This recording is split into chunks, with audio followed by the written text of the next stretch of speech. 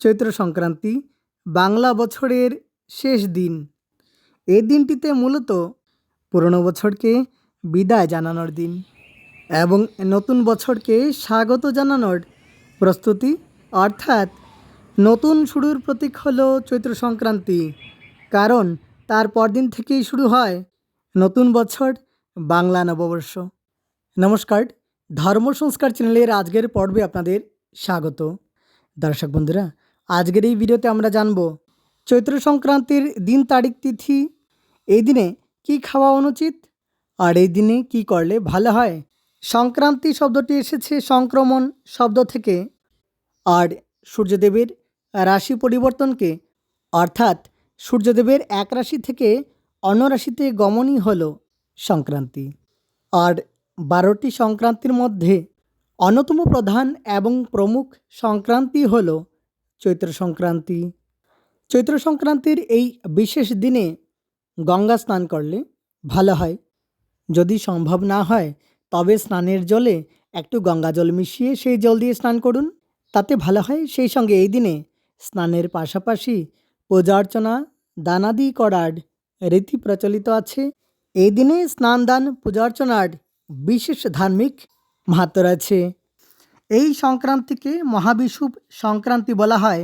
আর মহাবিষুব সংক্রান্তিতে শ্রী শ্রী সত্যনারায়ণ ভগবানের পূজা অর্চনা করা হয়। এই দিনে জলপূর্ণ ঘর দানের রীতি প্রচলিত আছে। আসছে 30শে চৈত্র 1432, 14ই এপ্রিল 2026 মঙ্গলবার, চৈত্র সংক্রান্তি, চৈত্র মাসের অন্তিম দিন। তিথি থাকবে বৈশাখ মাসের কৃষ্ণপক্ষের দ্বাদশী তিথি। দ্বাদশী তিথি থাকবে রাত্রি 9টা 16 মিনিট পর্যন্ত। শতভিষা নক্ষত্র থাকবে দুপুর 1টা 20 মিনিট পর্যন্ত। শুক্র যোগ থাকবে দুপুর 1টা 14 মিনিট পর্যন্ত। সায়ং সন্ধ্যা নাস্তি।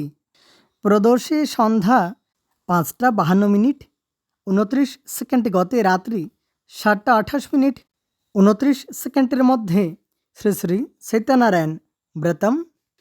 মহাবিষুব সংক্রান্তি, সংক্রান্তি কৃত্যম এবং স্নানদানাদি।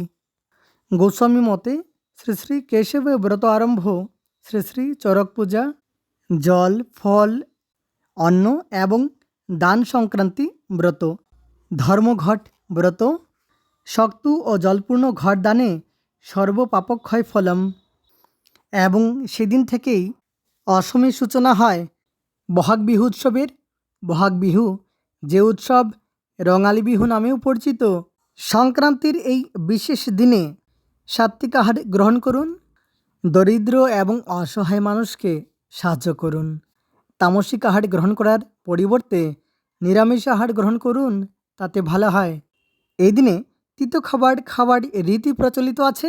বিশ্বাস অনুসারে এর ভেতর দিয়ে চলতি বছরের দুঃখ বেদনাকে বিসর্জন দেওয়া হয়।